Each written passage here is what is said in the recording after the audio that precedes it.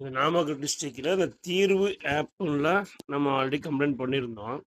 இதில ஸ்பெசிஃபிக்கா கம்ப்ளைண்ட் பண்ணா, சம்மந்தப்பட்ட மனுதாரர்ட்ட உரிய ஆவணங்கள கேட்கலாம். இல்ல நேர்ல ஒரு அவங்க ஸ்டேட்மெண்ட்ட குடுங்கன்னு எழுதி கேட்கலாம்.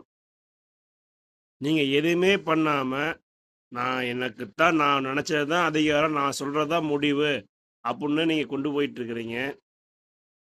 அதாவது ஏழை எளிய மக்களுக்கு மாற்றம்னு சொல்லி தான் நீங்க வந்தீங்க. ஆட்சியும் மாறுச்சு. ஆனா ஆட்சி தான் மாறுச்சு.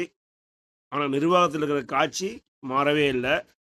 பெட்டிஷனர கூப்பிட்டு விசாரிக்காமயே, நீங்களாவே பெட்டிஷன குளோஸ் பண்றீங்க உட்காந்த இடத்துக்கு. நான் காளிப்பட்டி கந்தசாமி கோவில்ல பட்டா குடுத்துட்டாங்க. அரசு புறம்போக்குன்னு நான் சொல்லியிருக்கிறேன். அங்க 6 ஏக்கரா 6.50 1/2 ஏக்கரா அத மாத்தியிருக்கிறாங்க. அப்புட்ன்னு நான் தெளிவா ஆதாரத்தோட நான் பெட்டிஷன் போடுறேன். சம்மந்தப்பட்ட எண்ண, நீங்க கூப்ட்டு உங்க ஸ்டேட்மெண்ட்ட எழுதி குடுங்க.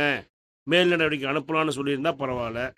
சம்மந்தப்பட்ட பெட்டிஷனரையே கூப்பிடாம, அதாவது அதுக்கு உண்டான எதையாவது நீங்க ரிப்ளை குடுத்துருக்கீங்களா? ஏதாவது ரிப்ளை இருக்கா அதுல? நான் போட்ட பெட்டிஷன் ரிஜெக்ட் அவ்வளோதான். ரிப்ளை ஒண்ணும் கிடையாது. அப்புறம் அந்த ஆப்ப யூஸ் பண்ணி பொதுமக்கள் எப்படி நன்மை பெற முடியும்?